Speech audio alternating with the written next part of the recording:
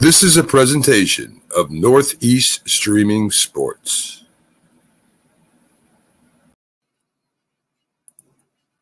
You're listening to TGI Sports Talk with your host Keith Angle on Northeast Streaming Sports.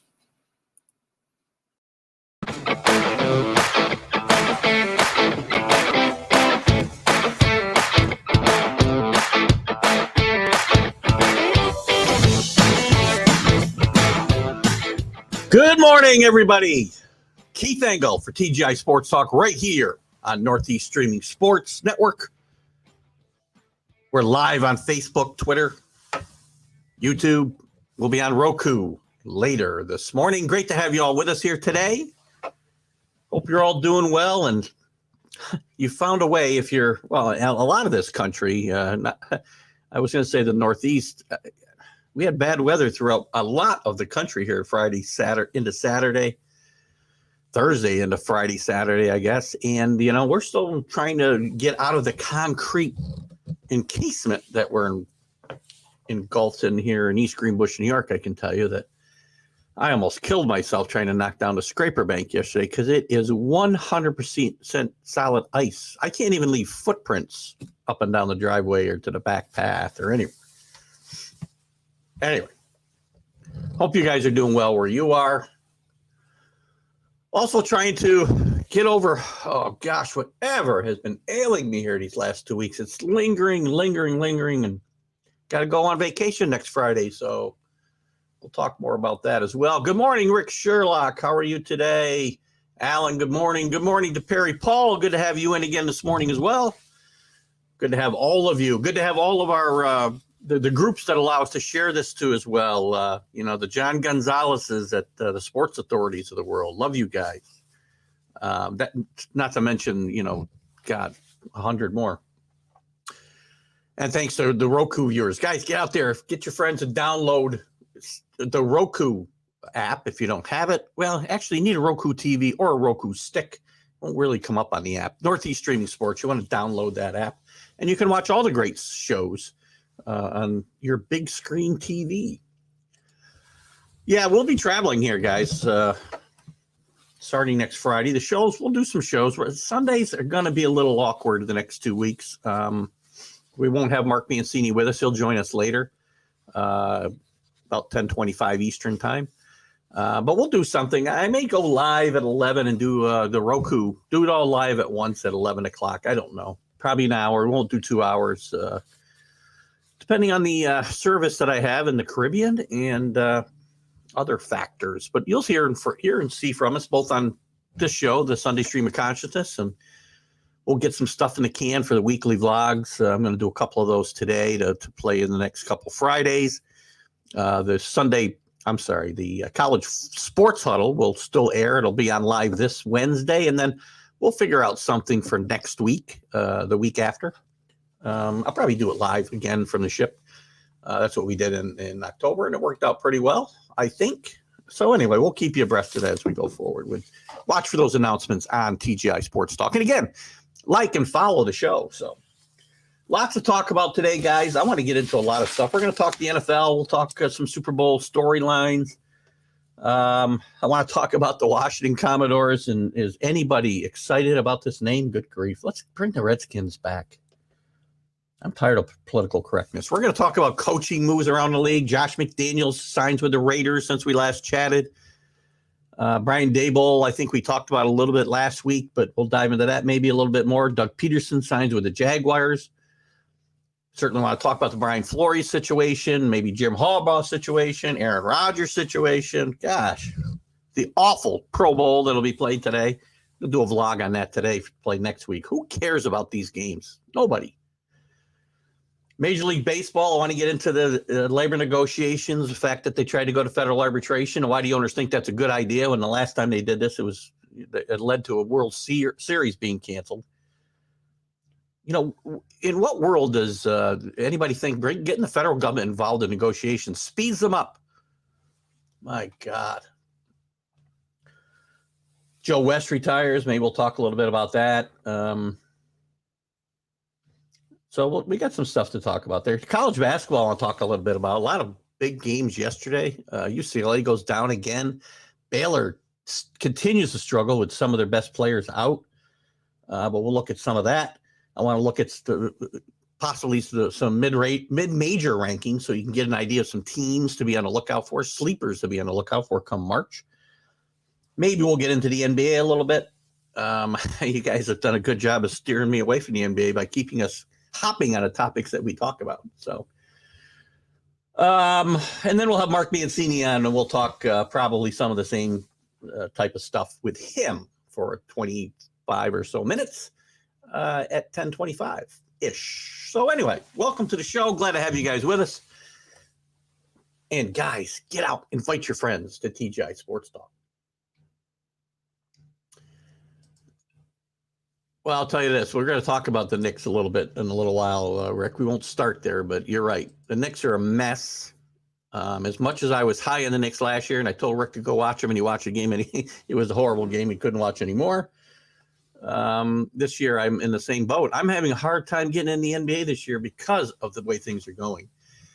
Let's start there. We'll start with the coaching conversations, I guess, since Allen's gone there. Eric Bieniemy got an interview with the Saints today. Listen,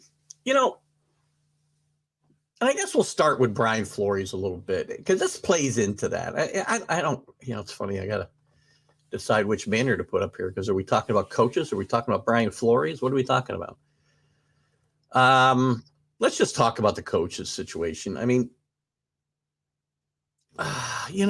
Brian Flores gets an interview. Eric Bieniemy gets an interview with the Saints. Brian Flores brings a suit against the NFL, against the Giants.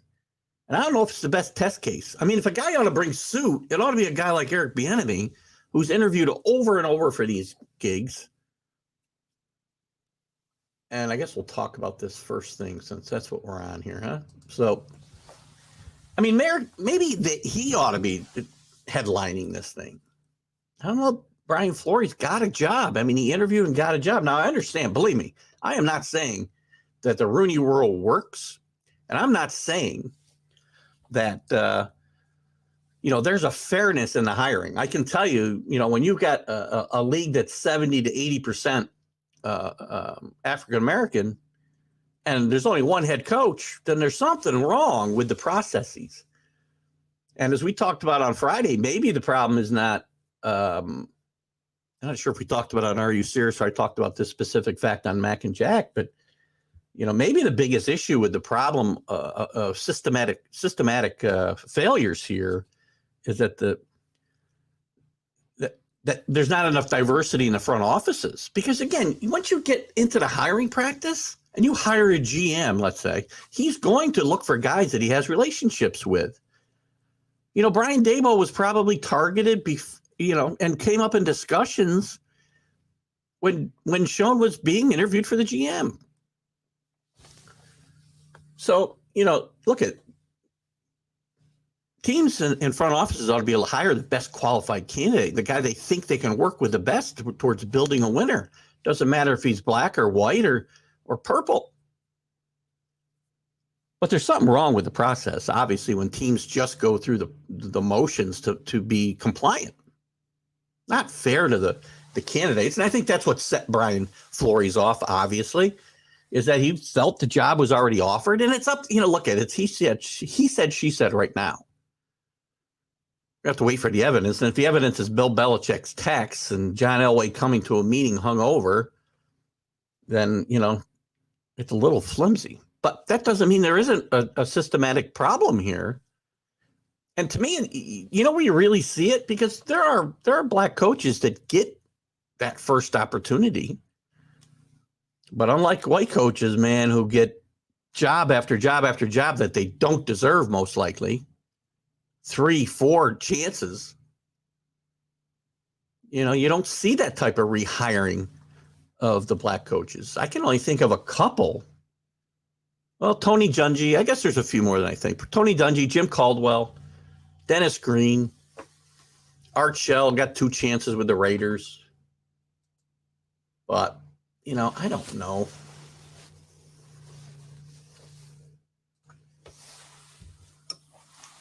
Well, I don't know who that clown is. So again, the guy who said he got paid, and Rick, you got to, and I need you to elaborate a little bit. The only guy who said he got paid for losing was Hugh Jackson, and he did not say they paid him on a per game basis like Stephen Ross is accused of doing to Brian Flores. If you think this isn't happening, you're nuts. This is why tanking is wrong, especially in a league that is so tied to gamblers now, as the NFL is, and all sports are. You cannot have any illusion that there could be any not illusion, but any thought in people's head that there's improprieties going on during a game. And Hugh Jackson said right away, he made the comment that he was paid to lose, but what he meant was he was paid a salary and the team was not trying to win games. The organization was not trying to win games. So it was misinterpreted when he backed up Brian Flores' comment about being offered $100,000 a year by $100,000 a game to lose by Stephen Ross. He kind of backed that up, and his comments were misinterpreted that he got paid per game. And he was just said, I was paid my salary, and we were in a situation where we were expected to lose. Not that I was told to go out and lose games, but they weren't in a position to win games. So you can elaborate there, Rick, if there's something I'm missing there. Again, I agree. I get that they hire guys within their circle, Alan, and that's all well and good. I get that. Look at it happens in the real world besides the world of sports the same way. And if there's lack of diversity hiring is going to be a trickle down thing. I don't think there's any black owners in the league. I could be wrong, but I don't think there are. So the problem becomes who gets hired below them at the team president level, at the GM level. This is all a trickle down thing. So if a bunch of, if there's an old white boy network at the top, there's going to be just Kenny. Where's he watching from, Kenny? Kenny somehow got put into jail, Kenny Gifford. Sorry, Kenny, for saying the word, I don't remember hang, but I think it was in, I'm probably going to get banned myself now, in the context of something other than what probably Facebook took it. That's the problem. I ended up in Facebook jail one time for one of my shows or one of my posts because there's bots that go looking for stuff and they just look for words or groups of words and people get banned for nonsense. So sorry about that, Kenny. Hugh Jackson, not Flores. Yeah, that's what I was talking about. And I believe my portrayal there is probably on I think on target. If somebody has other information, as always, you guys can feel free to say it. While no one's paying attention to Dan Snyder, well, listen, they are paying attention to that.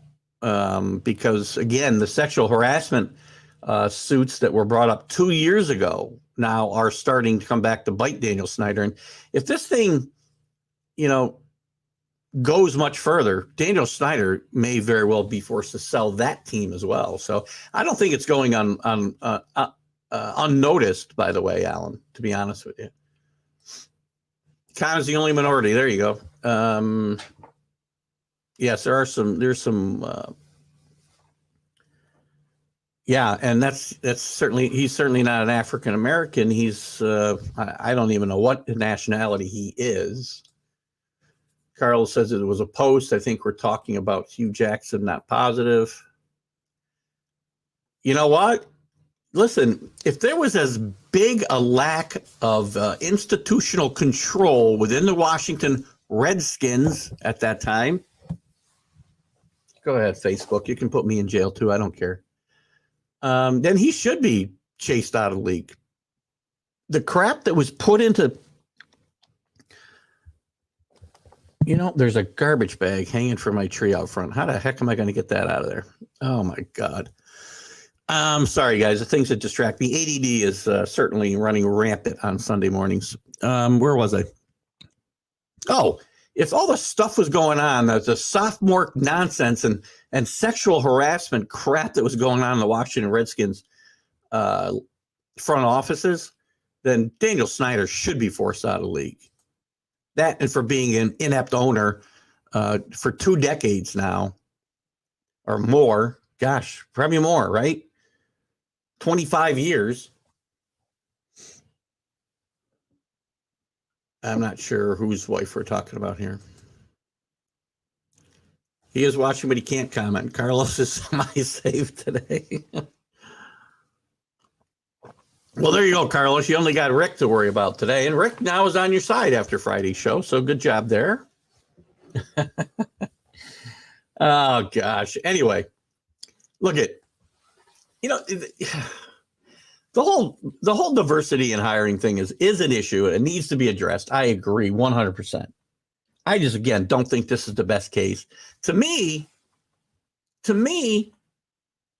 potentially the more serious thing here is the money that was offered to him to lose games as a head coach.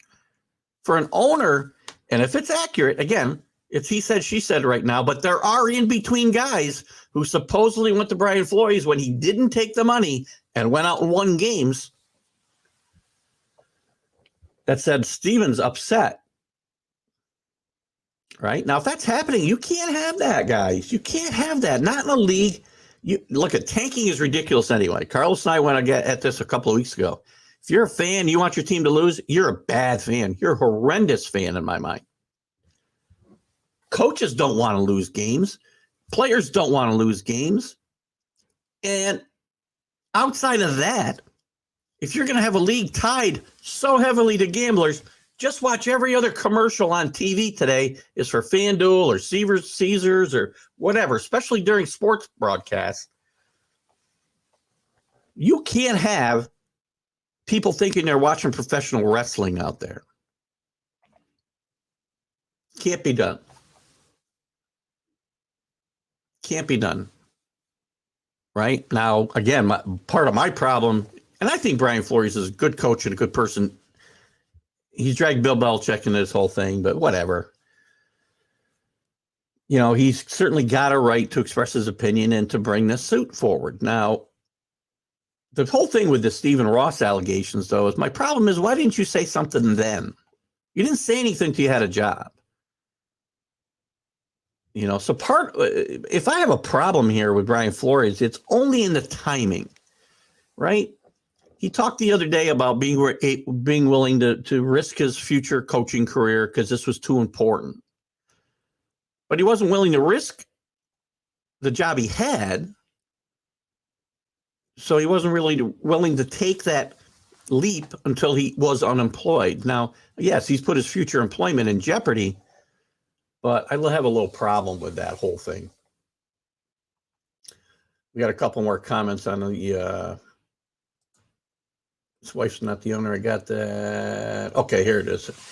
You're right. Yeah, right. He did have his wife holding the. Look at it. It's in name only, right? Just like George Steinbrenner wasn't running the Yankees back in the 70s when he got suspended by Bowie Kuhn. The second time George got suspended, they made sure he stayed away from the offices, and that's why the Yankees started winning again, by the way. But that's a different story. What do we got here from Alan? I'm a Cowboys fan, and even I want Dan Snyder out. You shouldn't, right? Because they've been a model of ineptitude most of the last 25 years. So, but look, you can't have guys like this in the league. You just can't. Oh, Stephen Ross. Sorry, I'm got you wrong there. I thought you were talking about Snyder. I read that wrong. David Ross needs to go. You were talking about both. Sorry about that, Alan. David Ross needs to go if it's true. Yes, Stephen Ross needs to be forced out. It's bad enough that it goes unspoken, but when you're going out of your way to offer money to throw games, puts every game in question, right? Go back to the Pete Rose allegations, right? Pete Rose never understood why betting on the Reds and never betting against them to lose didn't matter. He didn't realize when you bet on them to win every other night, the times you don't bet on them are a signal to the gamblers that you think they're going to lose. And you can't put questions in people's minds like that, right? Just can't do it. McCourty claims Browns, Jason McCourty, I'm guessing that Devin, Jason McCourty. Yeah. And again, that's what Hugh Jackson was saying, right? Hugh Jackson said that there weren't, I guarantee you the players were out there trying to win. And the coaches were probably trying to put together a game plan that they could win. But the problem becomes when ownership and the front offices don't put together a team that can compete, it doesn't matter what the players or the coaches do. That's where you can sit certain players. But the players you put on the field are going to try to win. Unless, this is the trickle-down thing, right? It's a slippery slope. Stephen Ross offers Brian Flores money to lose games. Well, what if he goes out and offers a starting quarterback money to lose games? Or a running back? Slippery slope, guys. I don't get it. Especially since the Dolphins had back-to-back winning seasons. Again, the whole firing of Flores, I don't know. I mean, I'm not sure. He's a little vague in whether he's saying that, I don't think he got fired because of not losing games. Maybe. If the coach is upset after a 7-game losing streak, that this team went on a roll and battled for the playoffs, then this guy needs to go. And I talked about this on this show, and I've talked about it in a vlog in just a month ago or so, maybe not even that. Tanking is bad. Nobody wants it. Fans don't real fans don't want it. Sorry. I hate to call your fandom into question if you're rooting for your team to lose. But I will. And maybe you can try to convince me I'm wrong, because you do have a right to your opinion, but I just think I can't understand it. The problem becomes, way to get rid of this and stop the Stephen Rosses of the world and stop all the Browns of the world from trying to lose games so they get number 1 picks, which are stupid because those same teams are usually very inept at choosing players anyway. So it becomes a vicious cycle of unproductive team management. And the way to stop it is, as I said on the show Friday and I said on a vlog last week, is start offering the number 1 pick in every draft. I think baseball's considering it, to the team that just missed, the first team that just missed the playoffs, the guy who is the first one out, and then go backwards from there. Now that the team that had the worst pick is picking 15th or 16th in the draft. No incentive to lose games, every incentive to win games. Try to get in the playoffs, and if you just miss, well, your consolation prize is the first pick in the draft. I love it. Not my idea, by the way. I stole that from, I'm not sure. Might have been Joel Sherman from the Post about the baseball draft. But it makes perfect sense. Some Thunder fans like that nowadays because how bad Oklahoma City is and draft capital they have. Well, you know what? They're not fans in my mind. Root for your team to win. What is the point of going to a game or watching a game and rooting your team to lose? I mean, come on. I don't get it. I guess I don't have to, but I don't get it. Let's move on. I thought I had here we go. NFL coaching news.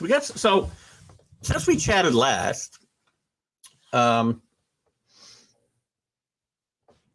McDaniels was hired as the coach of the Raiders.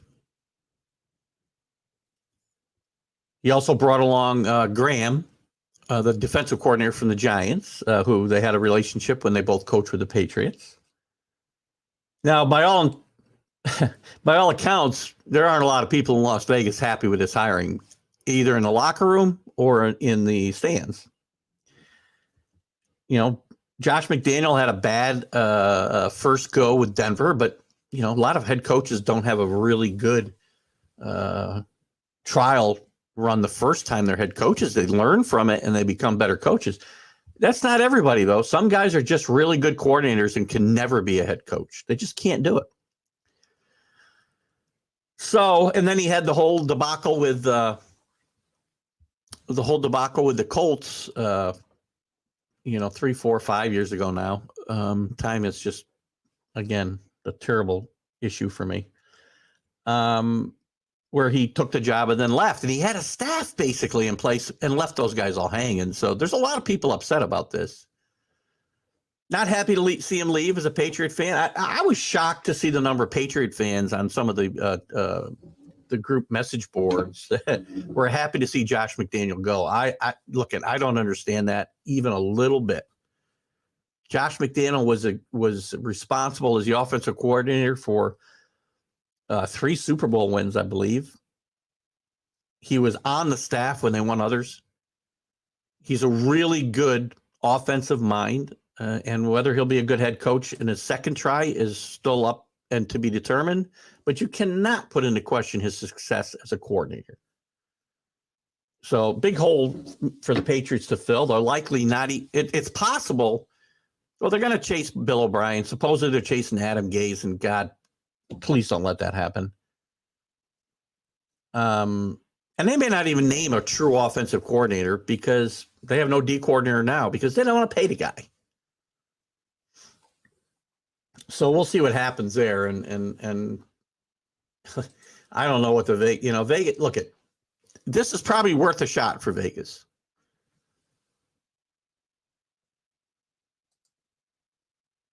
Yeah, I don't want to.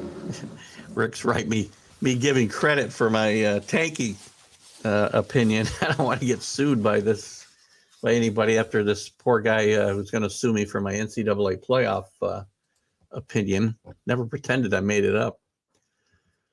I'll bring Bill O'Brien in here in a second, by the way, Alan. Bill O'Brien did very well. Never got I don't believe in his first time around with the Patriots, he ever got the title of offensive coordinator. Again, because that's the way Patriots do business. They don't want to pay those guys, and if you get the title, you get paid a lot more. But I'd be okay with Bill O'Brien coming in here. I don't want Adam Gase.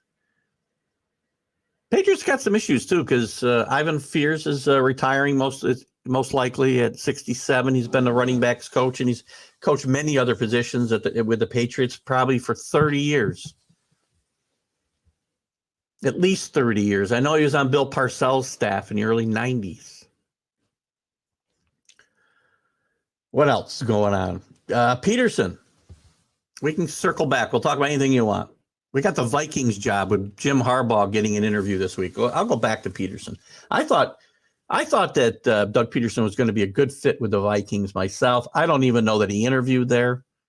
Harbaugh gets an interview, and I don't know, but depending on who you listen to, he expected to come away there with the job. And when he didn't, he said, screw you, I'm going back to Michigan.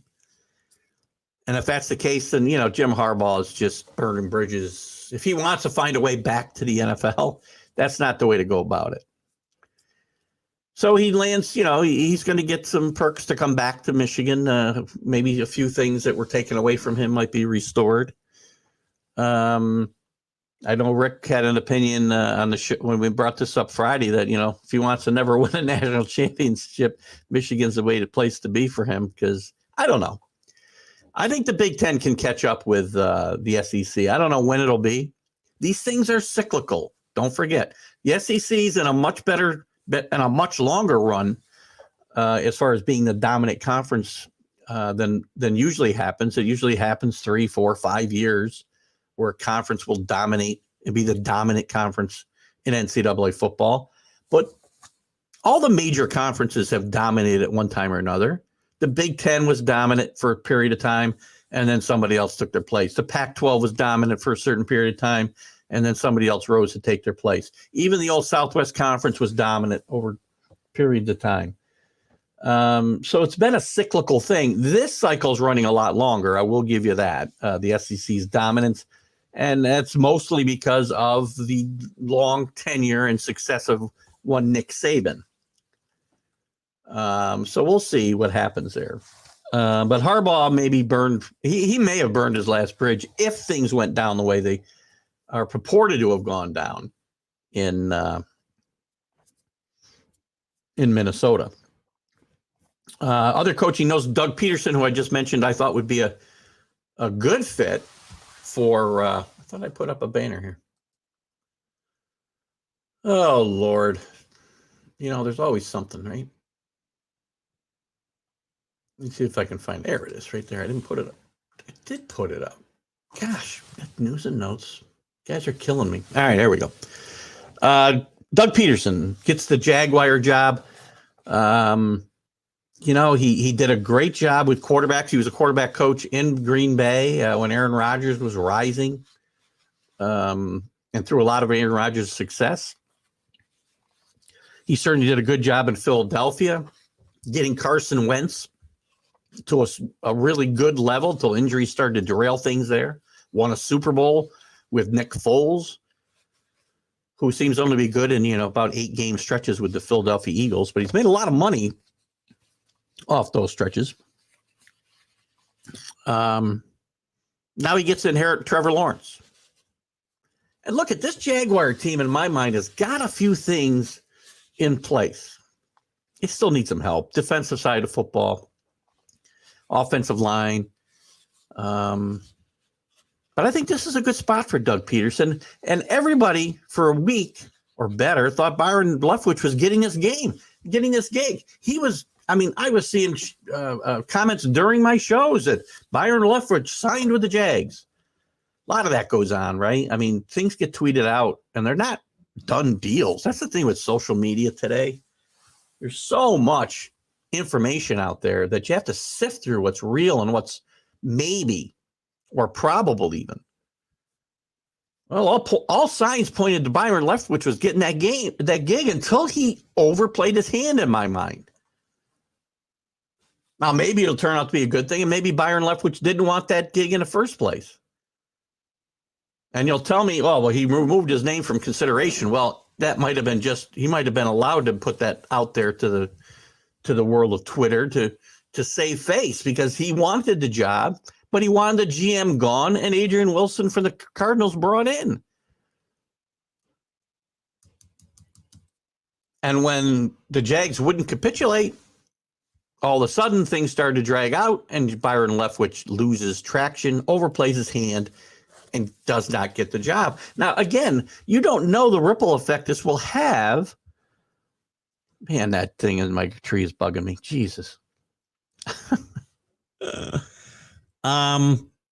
You don't know the ripple effect that this will have going forward as Byron Leftwich interviews for other positions.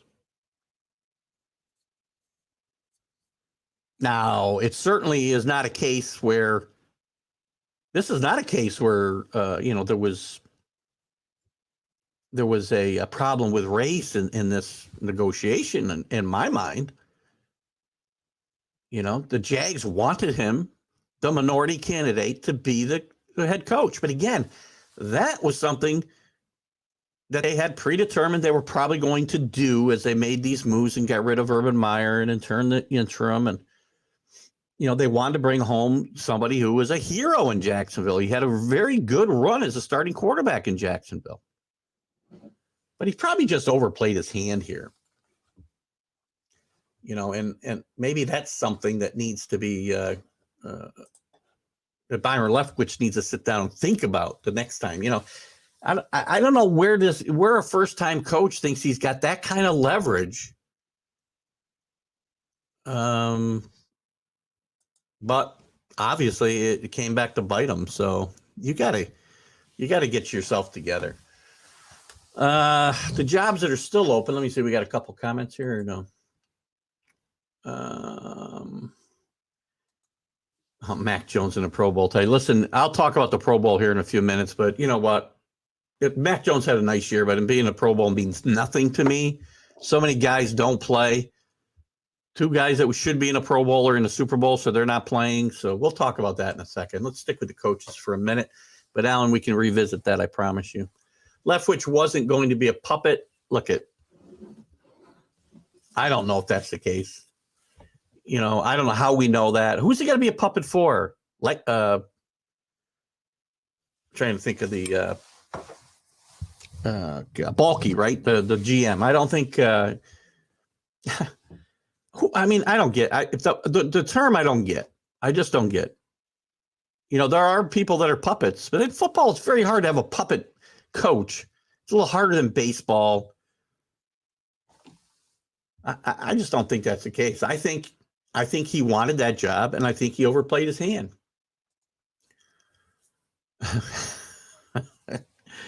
Oh gosh, I got to get somebody to get up in that tree, man. I don't think anything heavy enough to reach it, long enough to reach it. That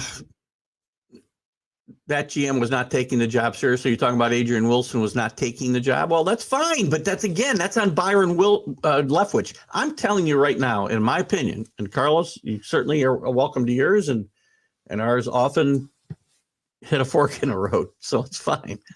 I'm telling you that I sincerely believe, based on all the evidence I've seen, that Byron Leftwich is not the coach of the Jaguars today because of his insistence that Bulky go. Whether it was Adrian Wilson or somebody else, Byron Leftwich didn't want to work with Bulky, and he's not the head coach, and that's it. Bulky, close enough. I don't think that's how you spell it, by the way, Alan. I won't put that up there, and I'm not. Believe me, I'm not riding you because I don't spell well myself. He's a Super Bowl winning coordinator. Well, again, I agree, but it doesn't give you a lot of leverage in my mind. Where's the other job offers for Byron Leftwich right now? Is he going to be happy taking the Texans job?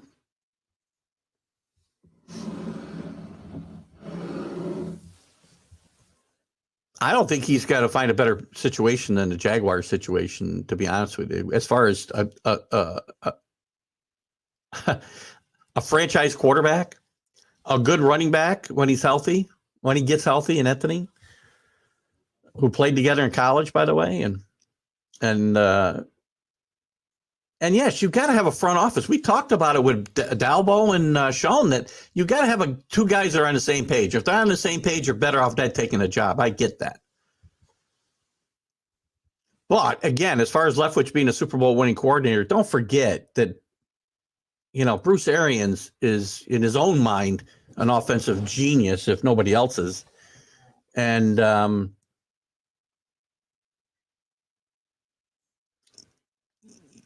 much of that success was related to Leftwich and the fact that he had Tom Brady and Bruce Arians working in tandem with him, I don't know. Let me go back to this. I'll come back to yours, Alan.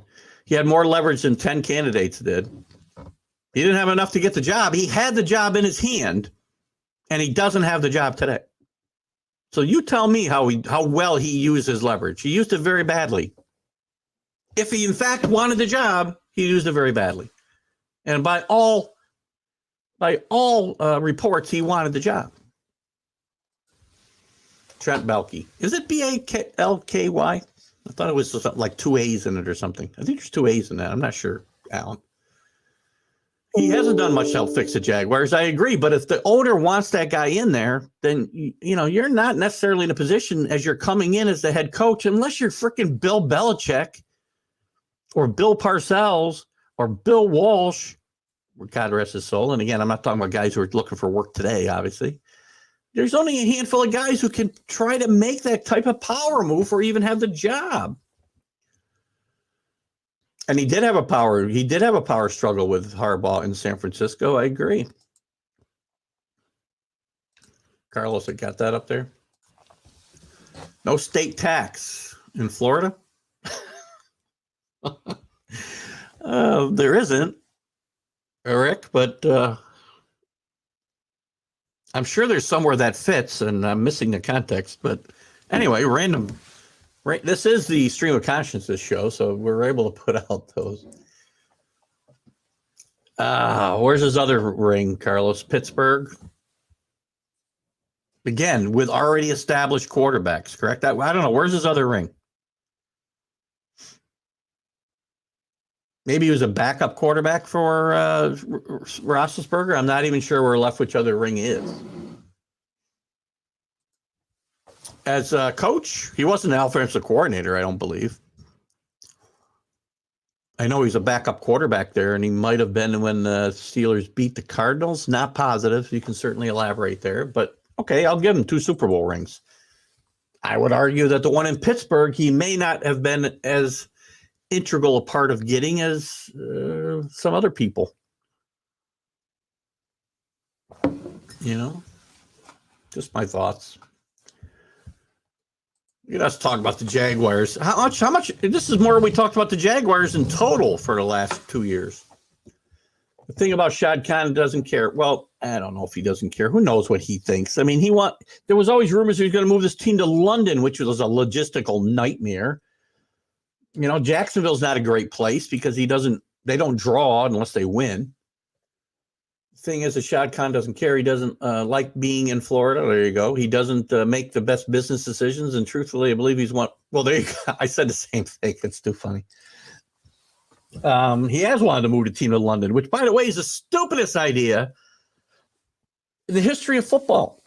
You can't have one team playing in Europe. I mean, that team would be under such a handicap with the travel that it would be ridiculous. It would never work, right? Well, I'm kind of with you. And again, but here's the thing, Carlos. Allen isn't wrong. This is what Khan wanted. Just a couple years ago, he talked about playing half his home games in London. Even that would put them at a huge disadvantage. It's a huge disadvantage now for the teams that go there. Far worse than an LA trip, Carlos, when you're talking 3 hours before, well, no, I guess 5 hours to get to the coast from the East Coast. But still, you already see, it's not, the teams that travel east to west don't have as much trouble as the teams traveling west to east and getting acclimated in those 1 o'clock starts that they're really playing at, 10 a.m. their time. All right. Well, that might speak volumes as well, Alan. I don't know. West Coast teams' nightmare going to London. Everybody's nightmare going to London, but West Coast teams especially, right? Got about a 10-hour flight. It's never going to work. And it's not going to be as bad for the teams going there as it's going to be for the Jaguars, who have to do it 8 times, soon to be 9 times a year. 9 times a year, they're going to have to fly to the States, throw their biological clocks all off. It'll never work. Never going to work.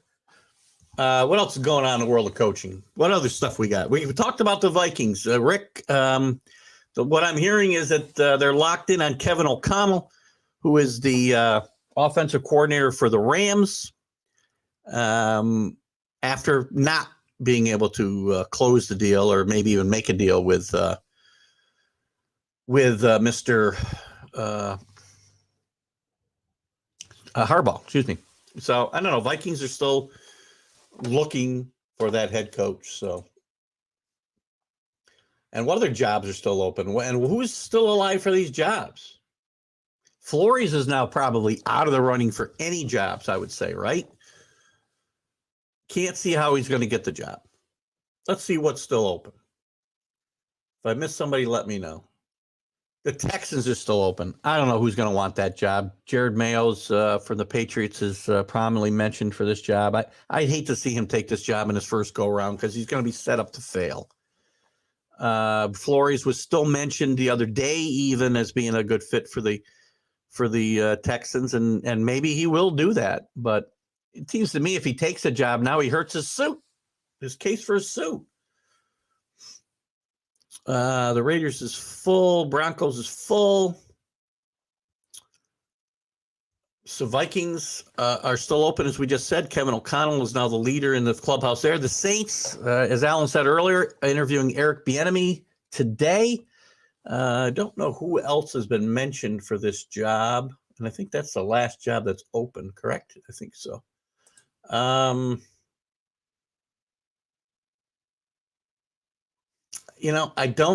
This is not a great job right now, the Saints.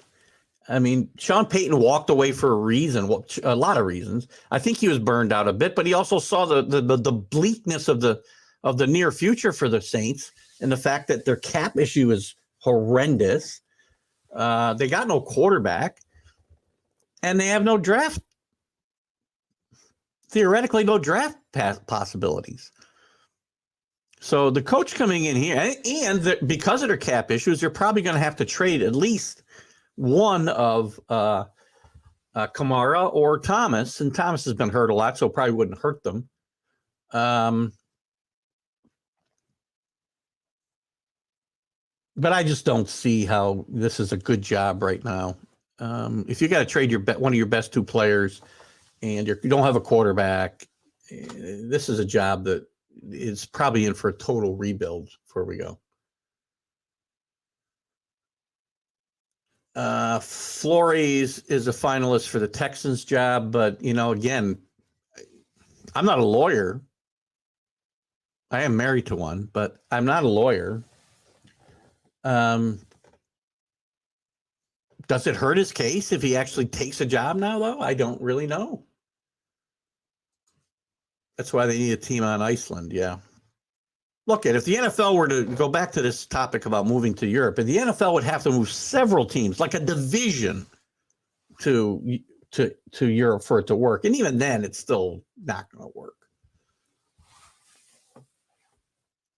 Right, and if COVID continues, that hurts. Yeah, well, hurts even here. Carlos is going to take the job, but then, Carlos, you'd be calling for yourself to get fired immediately, probably. Yeah, pull a Cully. What did Cully do? Cully got fired.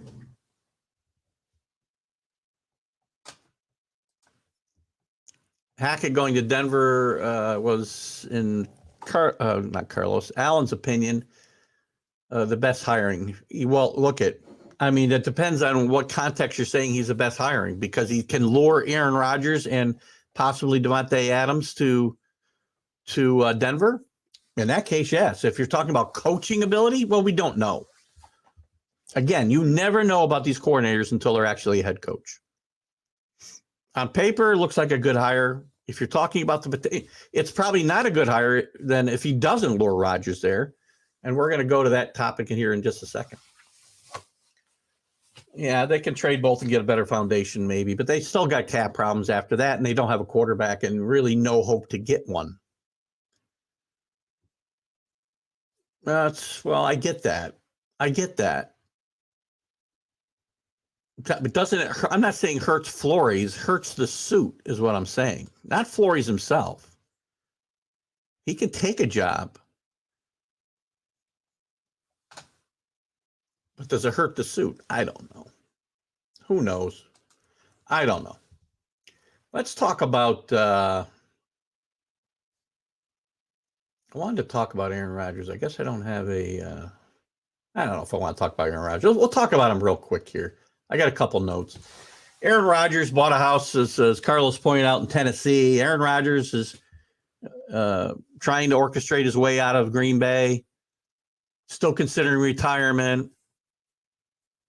Buys a house in Tennessee, probably for some kind. Who knows why he bought a house in Tennessee? I want a house in Tennessee, so I guess I can't blame him for wanting to live in Tennessee. No state taxes, as Rick said before.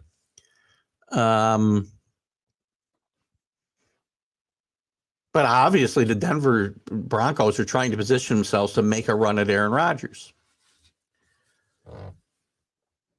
And again, do you want Rodgers? I don't know. There's certainly two schools of thought. I've got a problem with Rodgers and the drama he brings to the team, and he'll probably continue to bring to a team. Carlos and I have had this debate over and over. I'm not debating that Aaron Rodgers is a great, great quarterback. I can't dismiss the fact that this great quarterback who's had some really good tools to work with, and if you want to look at it closely, Davante Adams and Aaron Jones are better than any skill position player at those two positions, wide receiver and running back, than Tom Brady ever won a Super Bowl with. And don't throw Randy Moss in my face because he didn't win a Super Bowl with him. And Aaron Rodgers won one Super Bowl in his career. So is he a great leader or not? We have this debate all the time. It's not just about your numbers. He'll go to Denver and put up great numbers if that's where he goes. Will he win? Don't know. But it's not just that. It's the drama that he brings. All the stuff that went on around the Packers this year was induced by Aaron Rodgers. Every bit of it. Every bit of it. For him to say last week that, he was proud of the team for overcoming all the adversity they had to overcome. He created it all of it. The not reporting to training camp, to say I'm going to retire, the wanting to be traded, the COVID stuff. First lying, you can call it misleading, you call it whatever you want. He lied about his status, which is fine, but have the courage of your convictions. Say I didn't get vaccinated. Don't lie about it and mislead us and try to fool us. Then he actually got COVID. What else? Guy's a walking drama queen. Probably get in trouble for that too, right? Titans up for Rodgers. Well, look he'd be an improvement over Tannehill, but, again, do you want all the baggage that comes with him? Team's got to take that into consideration. I'm sorry. I would think the Bronco fans probably are hoping for it. They got to be, but again, in life, you got to be careful for what you wish for, right? One more than 28 quarterbacks in the league. Your math is not working right. Carlos, what's that? How many quarterbacks are there? 32. So 2 of them retired, so you're right there. Yeah, all right, you're probably right. So what? Most of them haven't had a chance to win it and haven't played on teams as good as Rodgers. Whatever. And I don't know if I agree with that. Alan, I think McCarthy was a good coach. I think McCarthy's still a good coach. He was a good coach on a good team. He certainly wasn't a good coach when the team started to crack. And that's when Rodgers started to crack. That's a good question. Alan, you're our cap space expert. What is Denver's cap space? I think they've got a bunch. I'm not positive. COVID is, I don't think anybody's going to be making decisions based on where COVID is. Well, maybe he will because he's a nut, so he might. COVID's on the way down. There you go. Broncos have decent cap space. Alan is our resident salary cap expert here on TGI Sports Talk. So thank you, Alan, for always jumping in with the salary cap stuff. I know Super Bowls. I know what you're talking about. And again, when you've got guys that have just retired in recent years, whatever. It's still one. It's still one.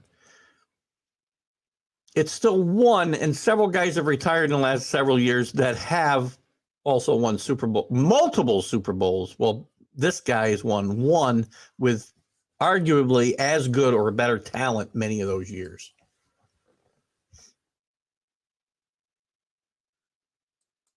It's funny, Carlos, because you tell me how bad the NFC North is and that Green Bay as a whole is a product of the NFC North's ineptitude, right? But you still will tout Rodgers. So I can say Rodgers' success is a direct result of playing the NFC North and playing those teams all year long. The same crazy nonsense people said about Brady.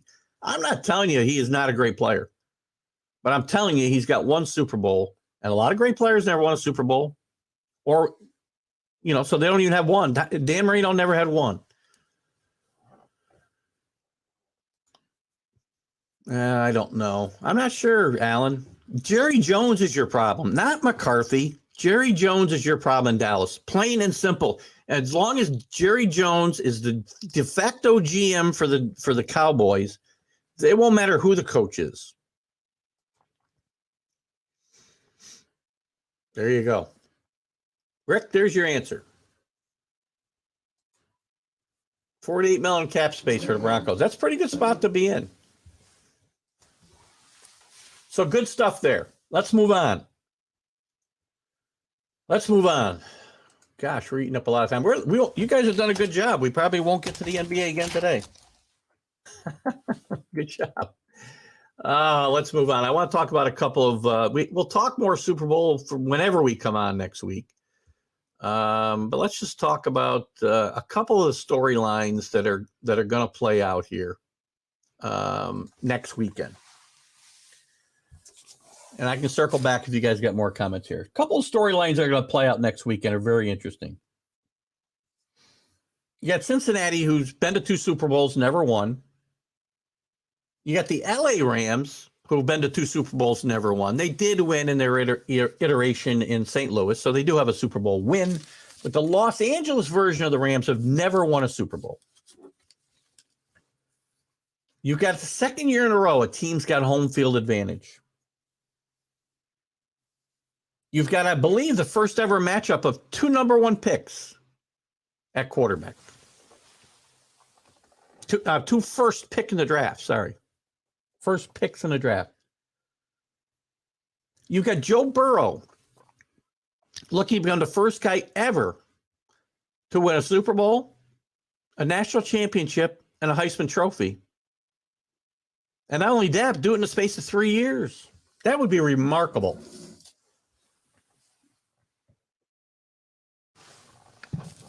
What other storylines? You guys can throw some at me if you got some you like. You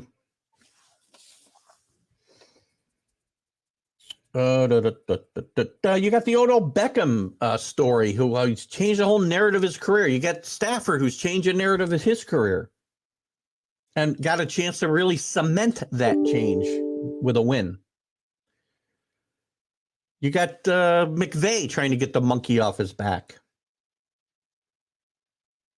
So this, to me, and by the way, this is also the first time I think that 2 teams are playing each other, or there hasn't been a seed above a 3 or above in the Super Bowl. I believe these 2 teams were seeded 4th and 6th.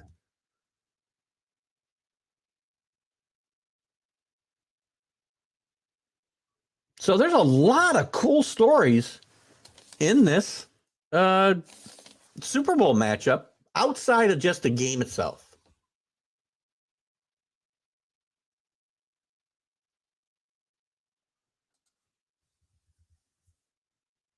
I think they're 4 and 6, aren't they, Alan? I'm not sure. I know there's nobody above a 4, as I just said. So, someone suggested Dallas's Super Bowl site to avoid a home field advantage. Oh, Alan, sorry for that shot that I allowed to come up here. But it's probably warranted. And look at, guys, to me, funny's always funny, right? I get upset about some digs at my guys, but funny's funny. I think that's an awesome one. I love that.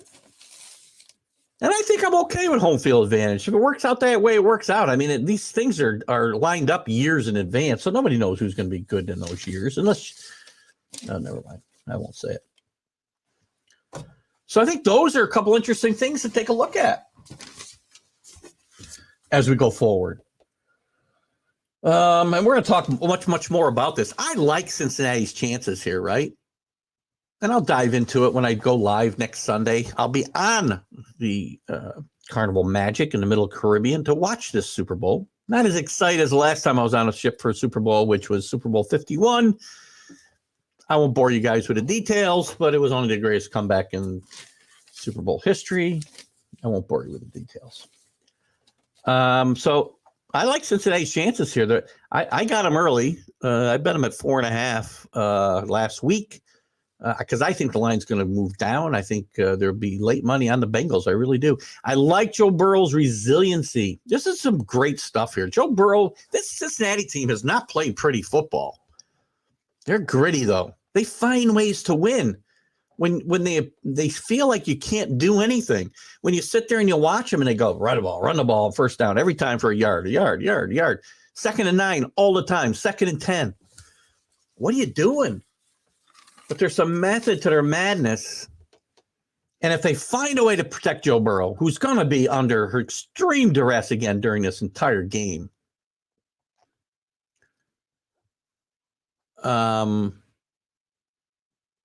they're gonna find a way to stay in this game and have a chance to win it at the end. So they are both 4s. My bad. Both Bengals and Rams won their divisions. I get that, Well, yeah, that's true. Good point. Good point. It couldn't be a 6. Good morning, Anthony Price. Good to see you this morning. I'll take that score. I think that looks good, Alan. I like that. I was going to take the money line in this game as well, but so far I don't like it. I don't know. We'll see. I think Cincinnati's been just so, as I said, they played so, to me, ugly football. Joe Burrow finds a way to get the job done, which is what good quarterbacks, great quarterbacks do. When you don't have your best stuff, when you don't have the best team, I don't know if the Bengals are better than the Chiefs. They out-coached them last week, and they out-toughed them. And that's what matters. That's all that matters. So I'm excited about this game. I really am. I mean, look at, and for you guys, I don't know. It kind of goes to the whole Tom Brady thing, right? Tom Brady, we know now is officially retired, and all you people on social media who want to post your cute little memes, and they're funny. They are funny, but you're serious. I know when you post your thing, oh, we mark myself safe from having to watch Tom Brady in a Super Bowl. You guys just don't get it. You guys don't know what you've been privileged to watch for the last 22 years. And I feel bad that you guys aren't able to appreciate the greatness that you've seen over the last years. Now, and again, those posts are funnier than hell. I laugh when I see them. But the problem is the people that post them are also serious. And it's really too bad because you're going to have missed out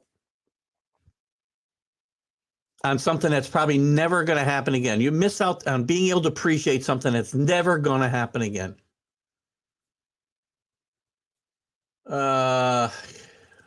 Yeah. Alan's got the seeds up here, so I believed you, buddy. I believed you. So again, it's really kind of bad. It's too bad that people can't appreciate that. So again, I guess that's a storyline of the Super Bowl too. People don't have to deal with their Tom Brady fatigue, and I'm really sorry that you feel that way because your teams weren't able to get good enough to knock Tom Brady off that perch for the better part of 22 years.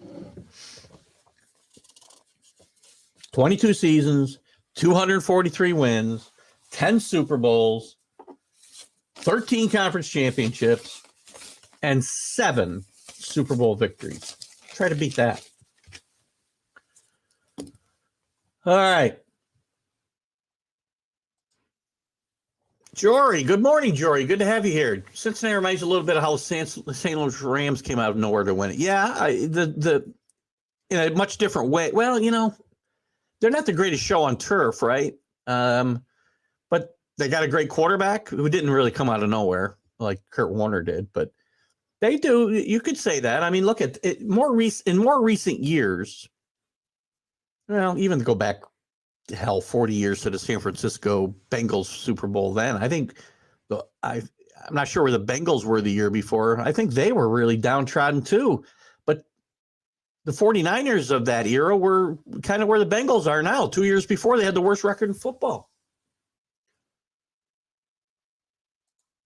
You hated Brady until Super Bowl 51.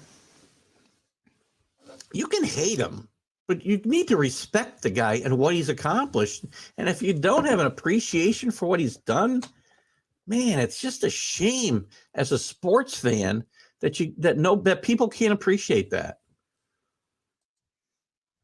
Do you see a quarterback now that might come close to half? I really don't. I mean, circumstances have to be right, Anthony? I mean, Brady got drafted into a great situation. The Patriots were good year after year because of great management, great coaching. I just don't see anybody having that type of sustained success. What the Patriots did in this cap era, parity-driven NFL paradigm that we're in now, it was remarkable. Because teams don't have that type of sustained success. Look at every team we talk about in the league. They've got their times up and then they got their times down, right?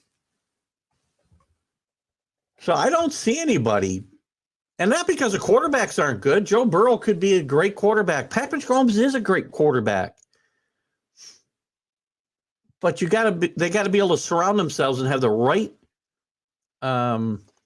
culture and the right methodology within the organization to be able to sustain success over their career. So, I don't know. I mean, half of what he's done would be 7 conference championships. That's a little better than half, and three or 4 Super Bowls. I don't know that I can see it. Can't predict the future. But I know nobody will come close to matching what he did. I guess somebody could make a run at half of those numbers. That would be a tremendous accomplishment, right? So good stuff there. And last thing, we'll throw these things out in tandem. I was going to talk about the Pro Bowl. Let's just talk about news and notes here. I want to talk about the Pro Bowl. Does anybody care? I'm going to do a vlog on this to play while I'm away. All-star games in sports are just passe. Nobody cares. Who cares about the Pro Bowl today where no defense will be played? The game will probably be 50-49. It's not even real football. The NHL All-Star game is yesterday. They played this 3-on-3 thing. That it's not hockey. The NBA is coming up in a few weeks, and that'll be 180 to 175. Baseball, nobody cares. Everybody's got to play. They try to trick it up by making it, which is the stupidest thing they could do, a game that doesn't mean anything. You make the home field advantage in a World Series tied around it, where when the game comes down the line, the best players aren't even playing. Ridiculous. So these games mean nothing anymore. Who's watching? Who cares? You can name a team. And that's what I thought where the NFL is going in the last couple of years. But you can name a team and don't play the game. Nobody cares. Don't play games. Stupid. I'm going to move on to baseball here in a second, Rick. He's been in 2 Super Bowls. He's not won 2 Super Bowls. So let's not forget. Tom Brady had 3 under his belt by this time. Let's not forget that. And the last thing, if you guys want to make any comment, and I'll back up, the Washington Commodores. Who cares? I'll talk about that with Mark Mancini. Let's move on to the baseball. You guys, I'll back up if you do have any comments on any of that stuff I just threw out there.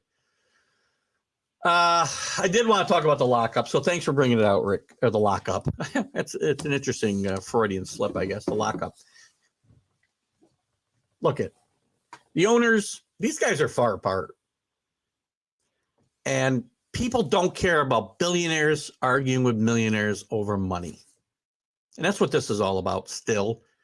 Basically, it's about they're fighting for young guys to have freedom sooner so they can make more money earlier in their career. And, the owners offer to bring in federal mediation to move this along quicker. When did the federal government ever get involved in anything and make it move faster?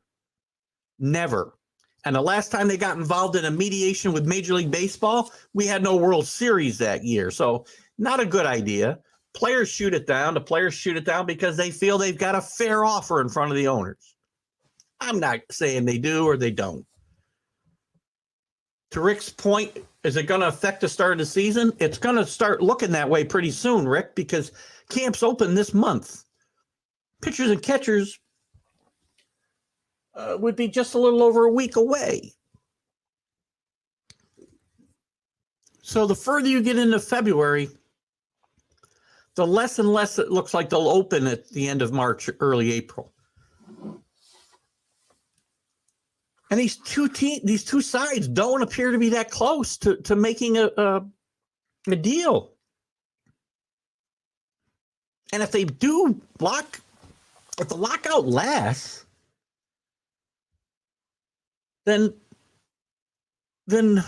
where are we going to go from there? Where do the fans go from there?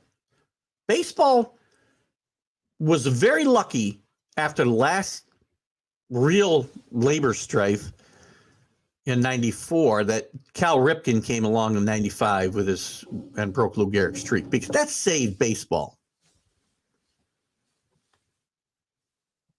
And I don't think now in this day and age that I'm able to really separate the business side from the sports side. But I don't care about billionaires and millionaires fighting over scraps. Figure it out. Figure it out. It's absolute nonsense that they can't get something going here. Oh, Justin Jefferson won the dodgeball game. But what was that in, Rick? The Pro Bowl skills competition? Commanders awful. Nobody cares. Bring back the frickin' bring back the I don't know. Bring back the Redskins, for crying out loud. I mean, good. Political correctness is killing us in sports and in life in general.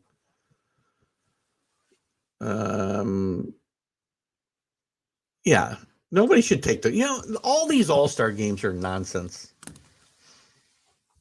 What else is going on in the world of baseball? You guys can comment on my thoughts about the lockout. They've got to fix this, and they've got to fix it soon. The biggest thing holding them up is when how long teams can keep control over young players, before they reach arbitration eligibility and in turn can become a free agent. That's basically the thing that's holding them up. There's other little things too, but that's the basic thing that's a problem at the moment. And it's got to be addressed. So, I don't know what else to say about it. It's got to get rectified, and it's got to get rectified soon, Rick, or the season's in serious jeopardy. And I swear to you, if they lose any games to this, then they're shooting themselves in the foot. And don't forget, when this does get settled, you're going to have a frenzy of activity with all the free agents that remain out there and all these teams that have so much to do. Like the Yankees still have a bunch to do. They better have a bunch to do. Absolute nonsense. I don't know what they're thinking about. But they aren't thinking about freaking the fans. I know that for a fact. Oh, my gosh. Anyway.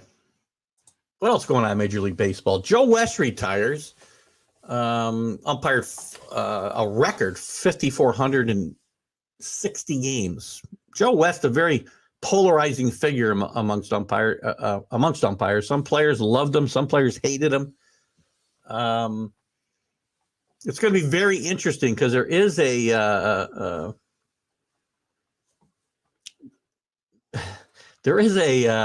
movement underway to keep Joe West from being considered for the Major League Baseball Hall of Fame, which I think is ridiculous. The lockout is ridiculous, Carlos. The money will always come in, and it's not like anybody's underpaid. And again, I don't begrudge guys their money. I really don't. When guys say, "Oh, this guy's not worth $250 million," well, if somebody's willing to pay you $250 million or whatever number we're talking about, then you're worth it. Whether you live up to those numbers, that's a different story. But if somebody's willing to pay you, then you're worth the money. That's capitalism, basically at its best. Pick the bad year to start fantasy baseball. Well, you know what, Rick? The hardest part's going to be when the lockout does end, and it will end. I think they're going to come to their senses here. And if there's any delay to the start of the season, it will be minimal. I would hope. I just can't see them taking some kind of nuclear option here. And the hardest part from a fantasy standpoint, and I don't necessarily get into fantasy a lot on the show, but it's going to be figuring out where the hell guys landed and what the rules will be, because there's going to be so much movement in the week or two right after this lockout ends. A lot of fans and players, Alan, have differing opinions of Joe West. I kind of like Joe West myself. A lot of umpires in Major League Baseball over the years, as they become more senior, right, and have long careers, start to become more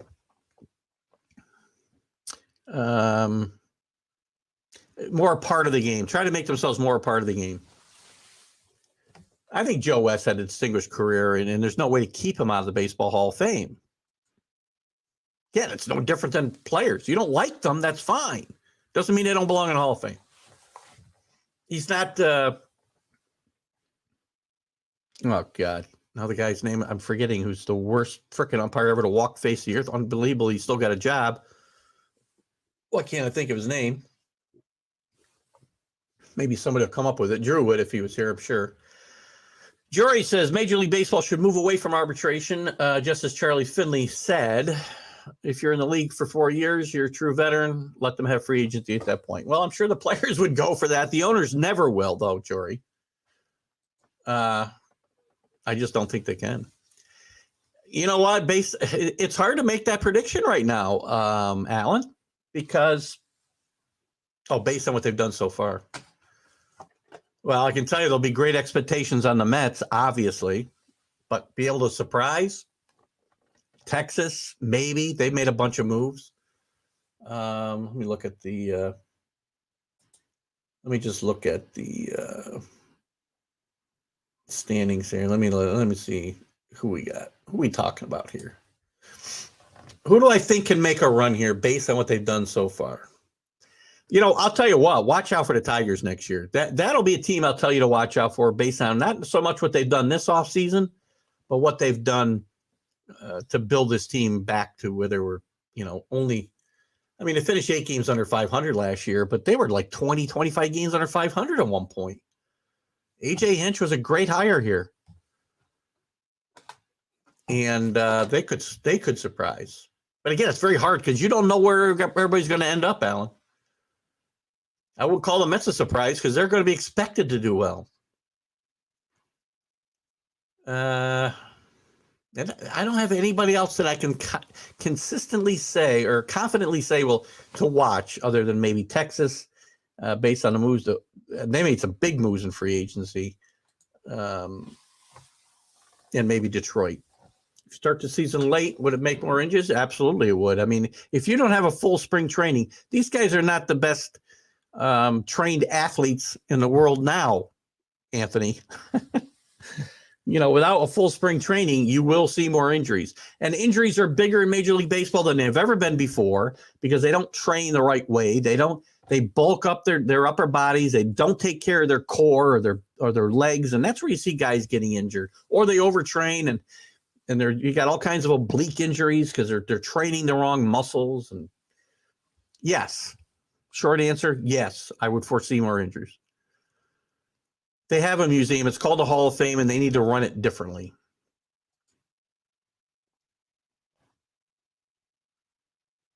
Well, we do see everything. It's not, here's the thing, Carlos. Let's take Pete Rose, for example. Pete Rose is everywhere in the Hall of Fame. He just doesn't have a plaque. So you fix this by just allowing these guys in. Phil Mushnick had an article, and I haven't read it yet, but he's talking about how the writers have cheated the fans, cheated the game by voting for guys who use steroids. And my argument is you don't know who did or didn't use steroids in the era. So either ban everybody or ban nobody. And if they're great players, they need to put in there, but say what they did. I'll revisit this whole thing, but Padres, if they stay healthy, again, but is that a surprise? This team's expected to win, Carlos, right? So you're right. Stay healthy. The injuries for the Mets were part of their problem, but not the entire problem. Yeah, as I said, Alan, I think the Rangers getting these two guys will help a lot. They'll help their offense. You still need to throw the baseball. That's the thing. If you can't pitch, you can't win. Even though they've made it a pinball game. San Diego, huge disappointment last year for sure. The thing is, again, I wouldn't call it a surprise, though, Jory, because to the context of the question, because they're expected to do well. So the surprise would be if they flopped again. What would have been good for both teams is for Aaron Boone to have left the Yankees and gone to become the Padres manager. That would have been what was best. And Buck Showalter was back in New York in the right place, not in Flushing, but in the Bronx. What else is going on? David Green. Rest in peace to David Green, who was a really good ball player. Not a superstar, but a good player back in the 80s with the Cardinals. I think he played with the Brewers. He might have come over in fact, he might have been part of that big trade between the Brewers and the Cardinals early in the early 80s that sent Ted Simmons, who's going to be going into the Baseball Hall of Fame, or did go into Baseball Hall of Fame, sorry, to Milwaukee. And there was a huge trade.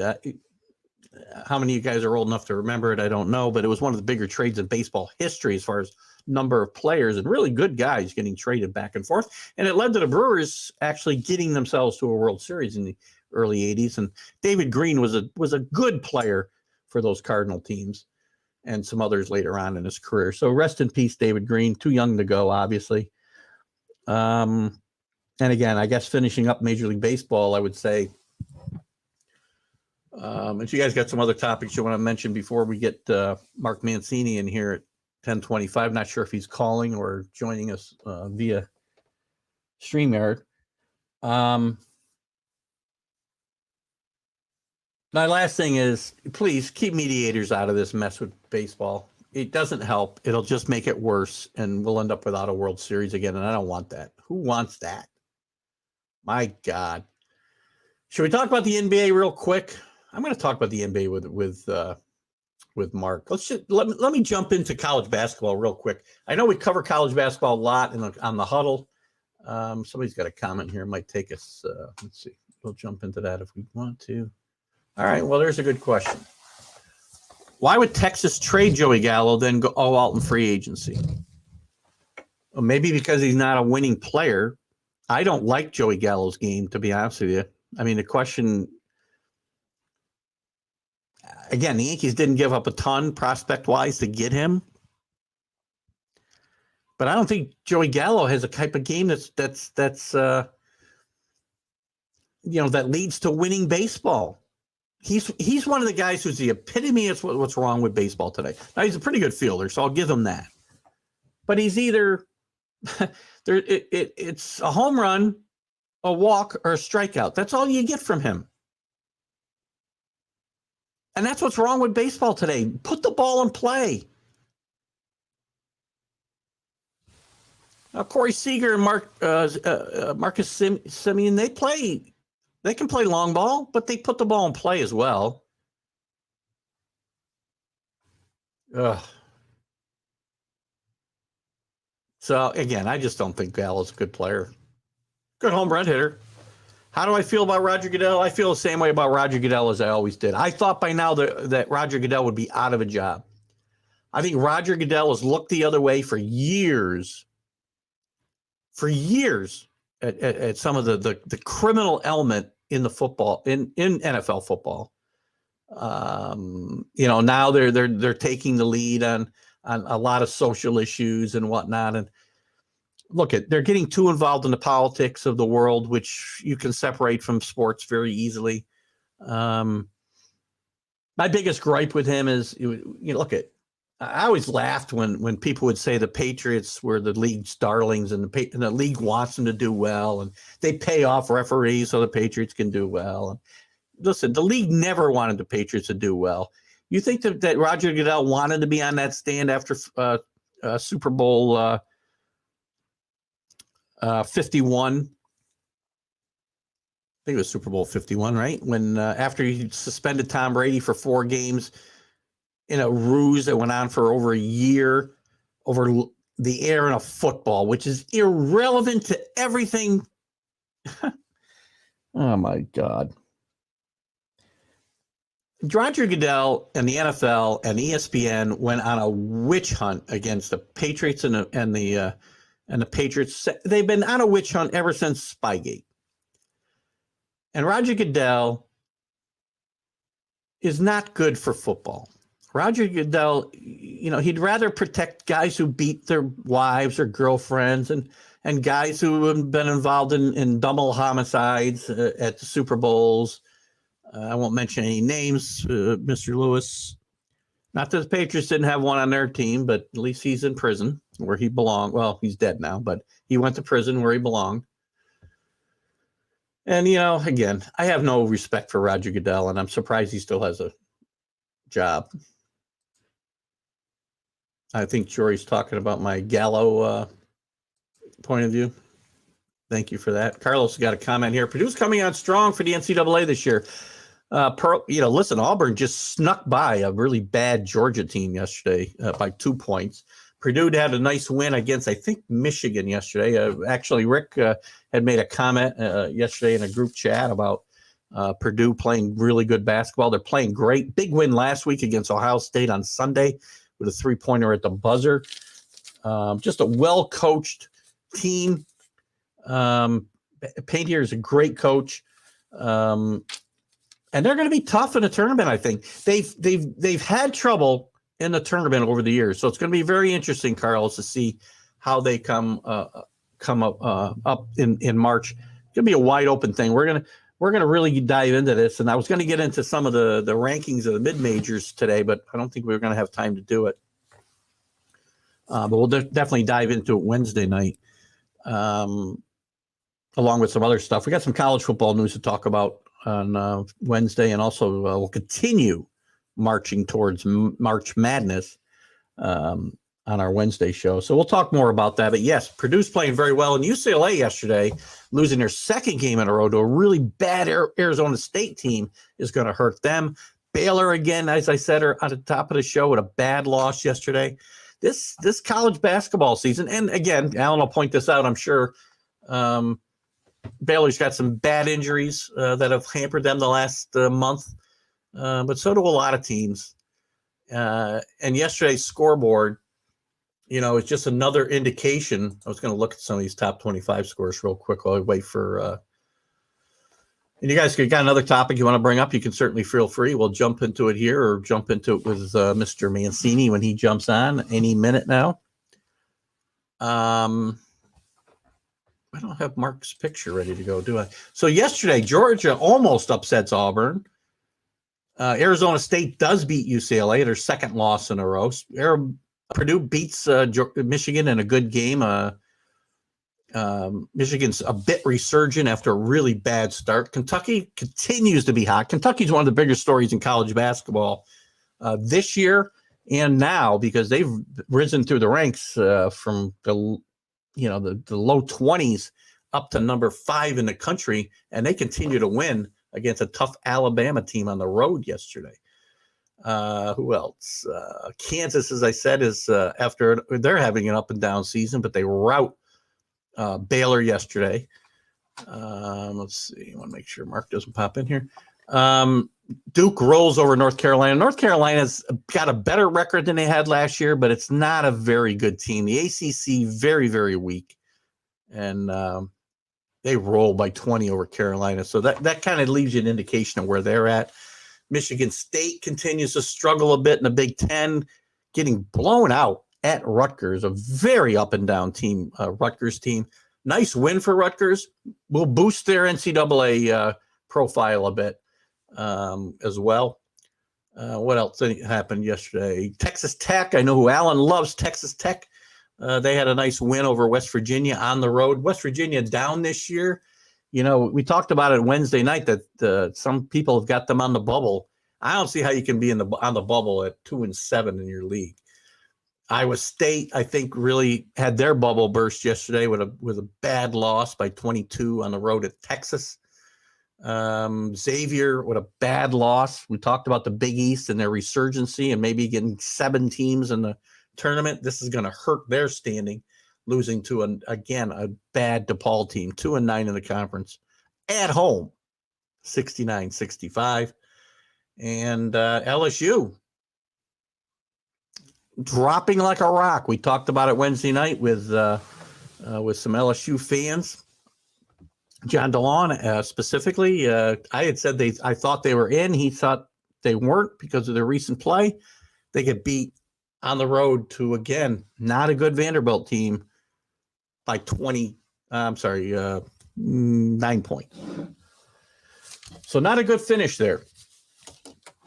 As we wait for one Mark Mancini, not sure what's up with Mark. Hope he's okay.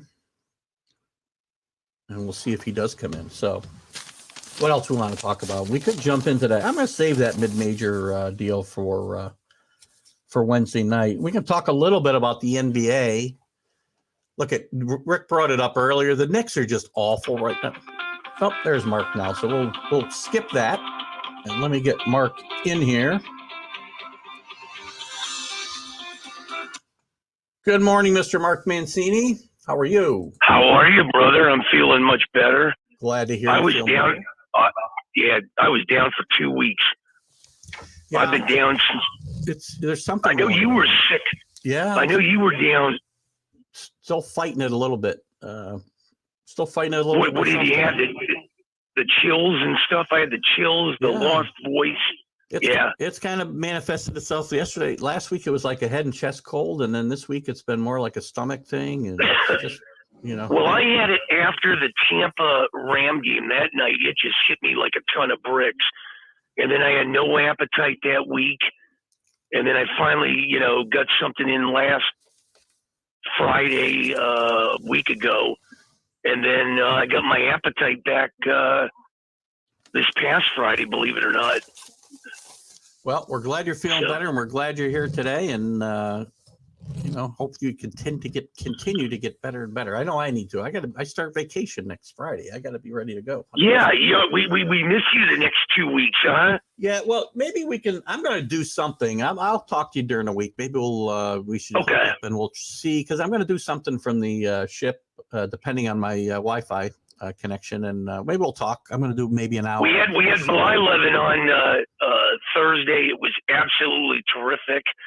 And then I interviewed a guy from the Washington Post yesterday. This guy I can give you his information. Great guy. Absolutely. Jake Russell. Oh my God. He broke down, talked about the Bullets name change, the Redskins name change. Unbelievable. Well, let's start there, and do get me the contact information. I told you I was chasing Bert Bly-Levin and stalking him all over social media, and with definitely, whatever. Well, since you brought up the Washington name change, we'll start there. Although it's not the biggest story in the world, but still, whatever. I'm not the most politically correct person in the world, so I'm okay with the Washington Redskins. But obviously, the world isn't. But the Washington Commodores, you look at the logo, everything. To me, I would have just stayed the Washington football team with what they did here. Well, the big problem is 87 years you've had a Washington Redskin name. I grew up with it. I'm a Pittsburgh guy. My NFC team was always the Redskins growing up. I didn't really care for the R on the helmet with the yellow in the Billy Kilmer days. But, man, when they came to that bold look after that, with the Joe Theismann and the John Riggins and everything, I said to myself, this had to be the best helmet in the league. Now, if you want to find negative in anything, you can find negative in anything. But, I mean, I just don't understand 87 years you're changing a name because, a few people are having a problem with this. If you don't contribute in any shape, way, or form with these team names, then you shouldn't have a say in it. Really, you shouldn't. That's the way I look at it, and that's just my opinion on it. Well, same thing with the Cleveland Indians, about 105 years. I just don't understand it. I don't either. And I guess I'll paraphrase a comment about when the Bullets changed their name, or were looking to change their name years ago. They changed it to the Washington Capitals, if you remember. Yes. They did it because they wanted to get away from being associated with violence. And I said, well, if you want to do that, or somebody said, I didn't say, when they did this, I was a very young man. I'm not sure how old I was, but a writer said, if you want to remove the context of violence from the name, then get the name Washington out of there instead of the. Well, it's funny you say that. The other day, I love these all retro T-shirts, and I was wearing a T-shirt that just said Bullets on it, the old Baltimore Bullets. Yeah. And somebody looked at it, and I said, yeah, and they recognized, the logo of it and everything. And I'm saying to myself, yeah, I grew up with that Elvin Hayes, and and I remember they went from, I think it was the Washington Bullets to the Baltimore Bullets to the Capitol Bullets, and then they went to the Wizards, and everybody in DC thinks the Wizards is going to be the dumbest name out there. Yeah, agreed. There's probably a lot of people would say they're more offended by the name Washington than the name Redskins. So. Anyway. Yeah, so that now we got the Commodores. I don't know where that ends up. Talking to Jake Russell yesterday from the Washington Post, I just don't understand why the baseball team didn't call themselves the Washington Senators. What is a national? No, I agree. Senators is a perfect. They've had the name before. I get it, but it's a perfect name. Yeah, that would have been a great name. The Senators playing the Phillies or the Mets or everything, that would have been right up there. But to bypass that name and Frank Howard and all these great talents that played, I mean, it's just unbelievable to say the least how they did not take the Senators. Excellent. Before we move on here, I just want to mention that Rick wants you to feel better. Rick Sherlock, he says, what always makes Thank you, my friends. What makes him always feel better is soup and a Philly cheesesteak. So I don't know what he's I'm not sure what he's getting at there. But hey, when are you coming in Philly? I keep asking Marianne and everything. We got to get you in Philly after this vacation. Yeah, it's not going to happen until after I get back, but I promise we'll make it happen then. I got a lot of stuff that's been piling up on me. We'll make it work, though, I promise. And I got to get back. Yeah, we got an incident. Yeah, we definitely got an incident out here where another guy got beat into a coma. I am so sick and tired of hearing these. I didn't hear the whole story, so what's up with that? Well, evidently these two clowns didn't have tickets to the game. One clown flew down from San Francisco, and he had a little too much to drink. I guess they paid to get in the tailgate party. He tripped and fell and threw a punch at one Ram fan. The Ram fan turned around, cold-cocked him, and he fell to the pavement, and he's in a coma. But you know what? I am so sick and tired of hearing it out here about these things. And maybe that's probably one of the reasons I can't stand the Dodgers and the Rams, because they cover up these incidences. A few years ago was the Brian Stowe incident with the Giant fan. Yeah. The first question I need to know, and maybe you can help me, maybe your listeners can help me, how the hell are these idiots, and I use the term idiots with a capital I, how do these idiots afford to get in the stadium? That's a good point. I mean, I just don't understand. Is it like 20 people live into a house and the mortgage is $500 or what? Yeah, listen, I know it's expensive to go to a game, and some of them you need to take out a mortgage for. I don't understand how these idiots afford to go to the game.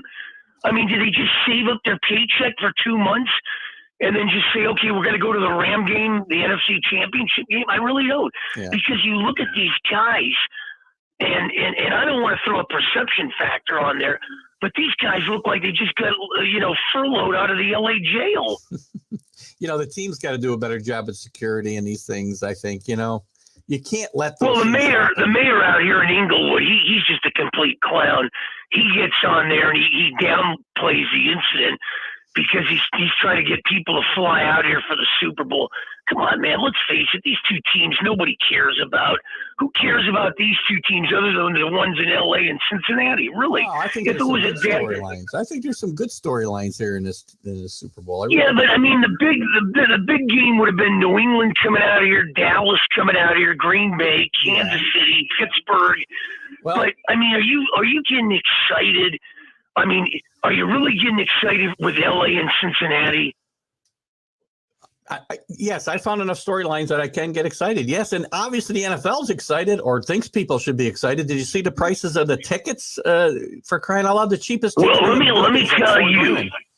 Let me tell you, I was blessed enough to go. I believe it was 1982, the strike shortened year.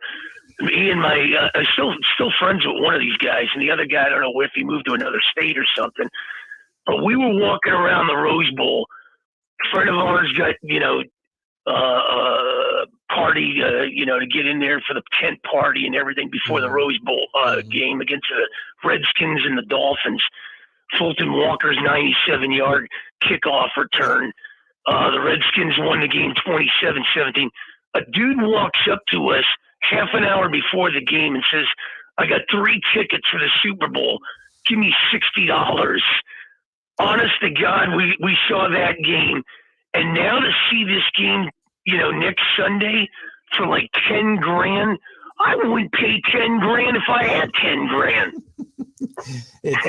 Some of the I mean, there are prices on there like $20,000 for seats at the the 50-yard line near the benches. I mean, I don't understand unless you're a diehard Ram fan. And let's face it, I find it hard to believe some people are walking around here 3 decades removed from a team are still Ram fans.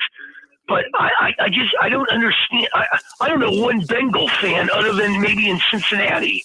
Yeah, but you don't find it interesting that you got a team that has never won a Super Bowl. You got a team, theoretically, if you want to look at it, L.A. Rams have never won a Super Bowl. Yeah, they won in St. Louis, but this iteration of the team in L.A. has never won a Super Bowl. You got 2 first picks in a draft for the first time ever matching up against each other at quarterback. You got a team that. Well, if somebody's going to put a gun to my head and say, "Hey, Mancini, you got to pick a team here," you know how bad I hate LA, other than the weather and everything else, the good food and stuff. But I'm going to have to take the Cincinnati Bengals because, this is a team that knocked off the number 1, knocked off the number 2. Cup of Joe, man, is looking very good. Yeah. I like Burrow. I got to know Ed Orgeron real well when he was out here. So he coached Jamar Chase. He coached, Joe Burrow. I gotta put, if I'm gonna look at this thing, I gotta go the Bengals. But you know what? Something really smells around here. They're trying to push the Rams to win this thing. Well, I hope they do because I've got the Bengals myself. I've already bet the game, so let's go Bengals. By the way, Joe Burrow's another guy who, to me, is a huge storyline because he's looking to be the first guy ever to win a Super Bowl, a national championship, and a Heisman Trophy. Not just do it, but do it within a 3-year span. Again, I think there's a lot of great stories for this game, and if you're a football fan, I think it's a lot of fun. So, well, I'll tell you this, and I said this the other day on XM. This game reminds me of the game I really didn't care enough. And it was a close game years back. It got no interest in it. The Giants and the Bills. There's always a Super Bowl that comes around that you go, oh, okay, it's a Super Bowl. I got to watch it.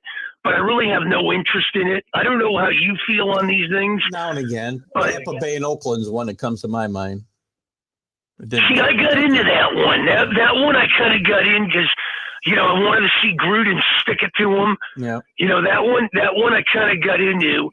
But, other than the Buffalo and Giant game, this is another one that just kind of, it's a little bit better in the Buffalo Giant game, but, leaning towards Cincinnati, the AFC North.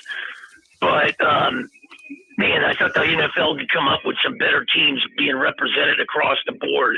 Well, I don't know. I don't think they get to pick the teams that actually play, Mark. Right. But I think the fan base thought, okay, maybe a Buffalo, maybe a Kansas City coming out of the AFC.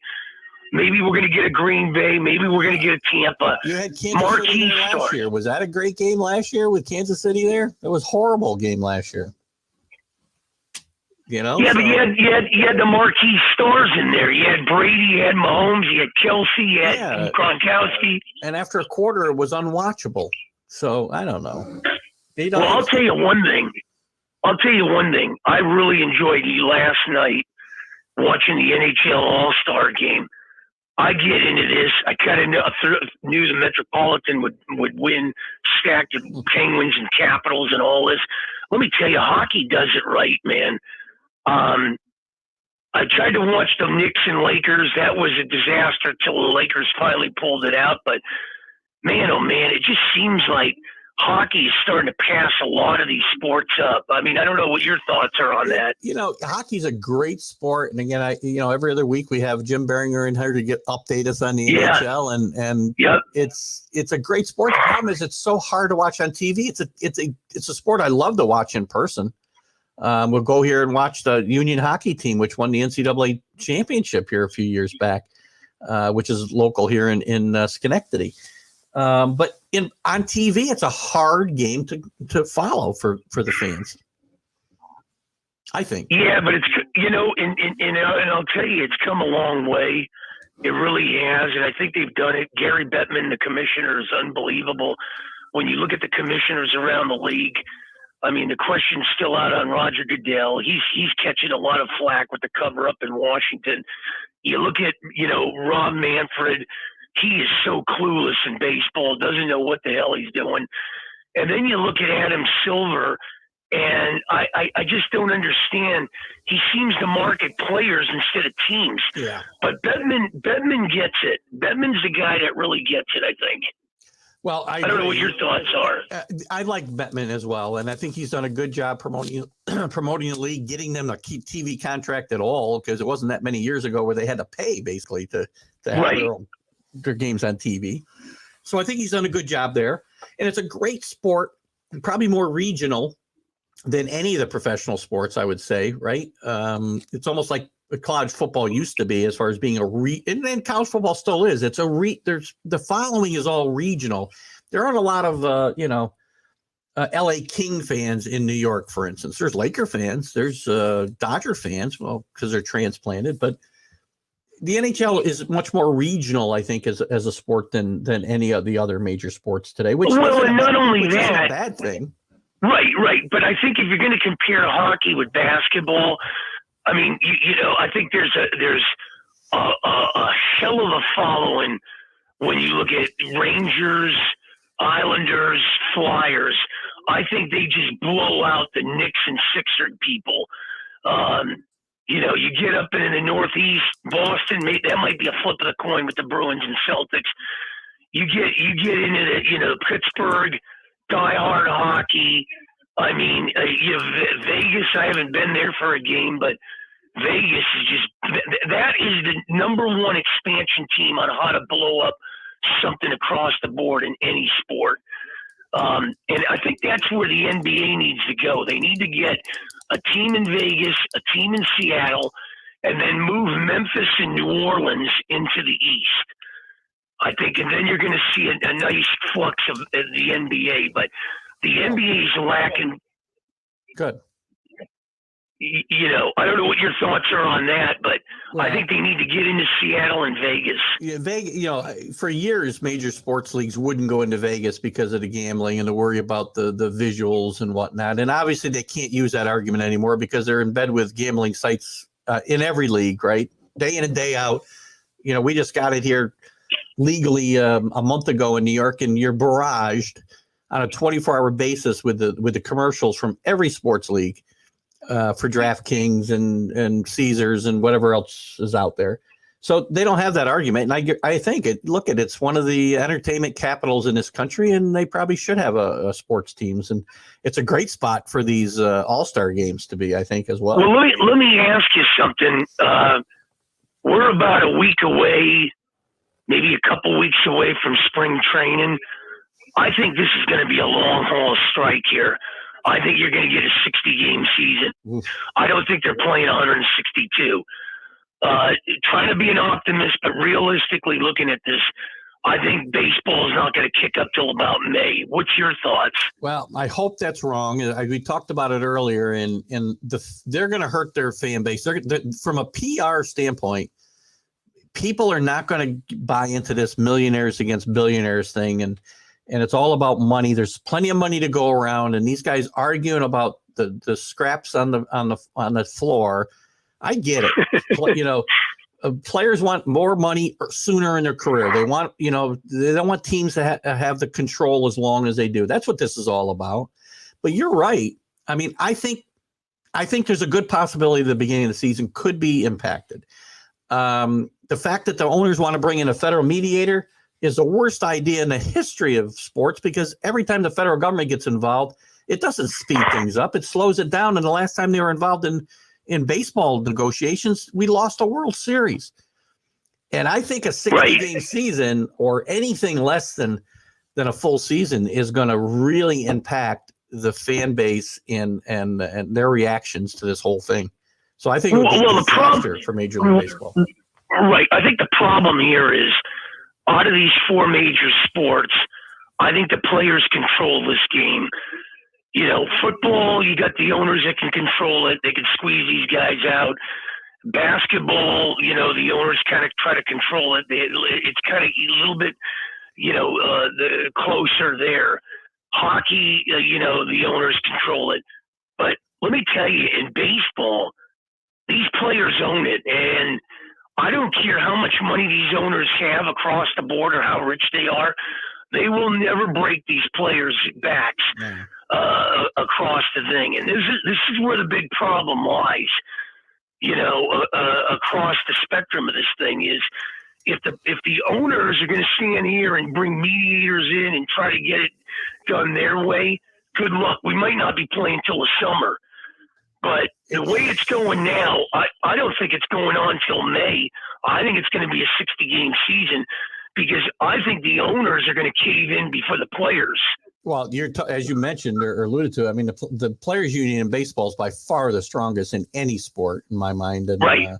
And you're could right. be the strongest in the country. Yeah, the owners will come out. They're going to lose here anyway, so they might as well capitulate. I don't have a problem with, and for me, for these guys to be arguing over this money when we're talking about billions of dollars, and just look at it's capitalism. I'm okay. I can separate the money. For guys to say nobody's worth that kind of money anyway. Well, if somebody's willing to pay you, you're worth the money. That's my opinion. Right. Now, whether you earn it, that's a different story. So again, but here's the thing, Keith. Yeah. The players don't trust the owners because the owners say they're losing money, but then they give $335 million to Corey Seager. Yeah. So if you're telling me you're losing money, then I find that hard to believe. You're lying right to my face. Yeah, open up the books and show me. That's what'll happen, right? Right. And they're never going to do that, and they're never going to do that, and that's where they're going to capitulate. And the players are going to get most, if not all, of what they want. So that's exactly. That's what always happens in these deals. The players will say, "Okay, open the books up." The owners will never ever do it, ever. So because they don't want you. So and that's where the players bust the owners and then say, "Okay, now we're going to control it." Because I'm for this. If this thing keeps going on and on and on, and we get these things coming up every decade or so, I think the players will go out there and this might not work, but I'm just going to throw it out there. I think you bring in foreign money, you start building stadiums and everything, and then just bust these American owners. That's all. It's possible it'll happen. I mean, you could see other leagues cropping up and try to take advantage of this, right? And pilfer players away. So we'll see. It's going to be very interesting. Before we kind of like the USFL. Well, there's a good point. That's something I'm going to dig into this, and we'll talk about it on coming shows before they launch here. I think in March. Right. I think they is it March they start? I think it is. I think it's April. And I'm getting excited. The original Pittsburgh Maulers is there, so I'm going to get it. I can't believe there's not a team in LA, but there's 8 teams. Yeah. And the Maulers are there, the Generals are there. It's going to get exciting, man. It could be something that'll play if they do this right. Listen, you go back to the original USFL, and I will. Any football fan should go to ESPN and watch their 30 for 30 Who Killed the USFL. It's a great documentary, and this league very well would have made it if they'd stayed in the spring, but they wanted to move to the fall in a worse way. They wanted to take the NFL on head first or head to head, and they went to court and they won. They won $1.63 or something in damages, which put them out of business. And that league, if they stay in the spring, there very well might be 2 leagues. Totally agree. I remember, you had the LA Express out here, Steve Young. Yeah. You had the Philadelphia Stars with Irv Eatman. You had teams in Birmingham, the Pittsburgh, the Stallions are back now. The Birmingham Stallions are back now, Yep. The Denver Gold you had the Oakland Invaders, you had the Arizona team, you had real good things, and you're exactly right. They should have stayed right where they were in the spring, played it there, it would have worked out perfect. But they went to try to go head to head, and they were dead as gone. Yeah, and I hope this league does it better, because I have not been excited about any spring leagues or summer leagues that have popped up since, because they're all gimmicky and whatnot. And well, it's hard to it's hard to get excited because like 2 weeks later the league's folded. Yeah. So I hope they got. You get behind a team, and then I go, hey, wait a minute, what happened here? And then they go, it's closed. I go, oh, geez. Yeah. I hope they have some good ownership. They got some good coaches, and we'll dive into this when we have some more time before the season starts for sure. Definitely. Real quick, I know we only got a couple minutes left. Let's talk real quick about the whole Brian Flores lawsuit situation. I'm kind of two minds here that there obviously the Rooney Rule has been misused and exploited for years. Nobody's saying it wasn't, right? But I don't know that this is the best test case for this, and that Brian Flores is the guy who ought to be bringing the lawsuit. Eric Bieniemy maybe ought to be bringing the lawsuit, but for Brian Flores got a job, and Brian Flores didn't. He didn't seem to have the courage of his convictions when his owner in Miami was trying to pay him $100,000, and he didn't want to he should have brought it to light then. And he wants to he wants to talk about how he's willing to risk his career, but he wasn't willing to risk it while he actually had a job. So I got to. Well, here's the thing.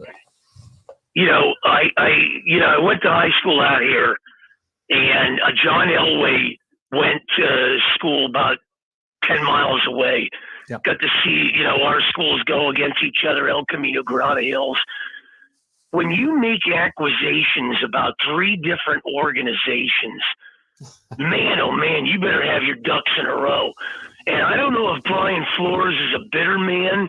I don't know if he just, let's face it, the Dolphins haven't done nothing since Dan Marino's there.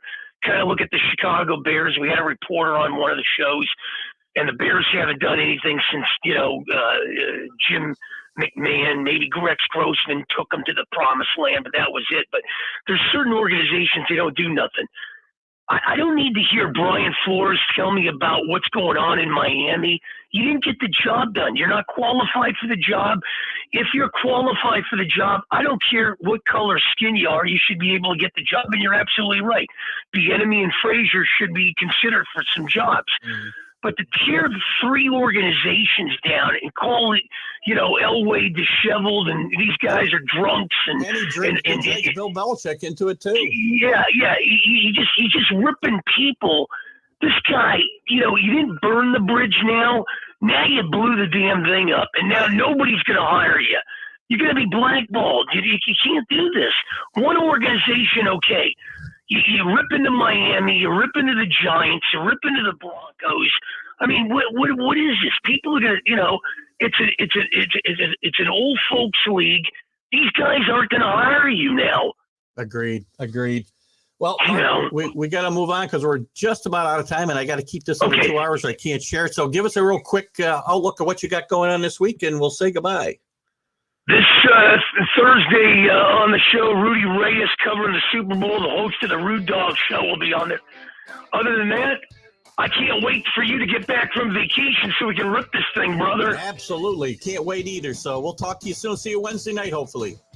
Love you, brother. Thank you. Have a great day. Bye. All right, guys, we got to wrap it up here quickly. Thanks to Mark Mancini for coming in as always. Thanks you guys for all your comments. Had a great, I don't disagree here, Rick, by the way. I think he's drinking with Elway is a very funny line, by the way. There's a lot of schools of thoughts here. I'm kind of of 2 minds with this whole lawsuit thing and what's going on with Flores, but we'll talk more about it. There's going to be a lot more to come. Thank all you guys. Thank you to the Roku viewers. Thank you to Rick and Jory and Alan and Anthony and whoever else was in the Carlos, everybody else that was in the room today. If I missed somebody, I apologize. Thanks to the groups that allow me to share. We'll see you next Sunday from the Caribbean. I'll see you Wednesday night live here in studio with the College Sports Huddle. We'll see you then. Have a great Sunday, guys. Bye-bye. Keith Angle for TGI Sports Talk right here on Northeast Streaming Sports. Talk to you later. Bye-bye.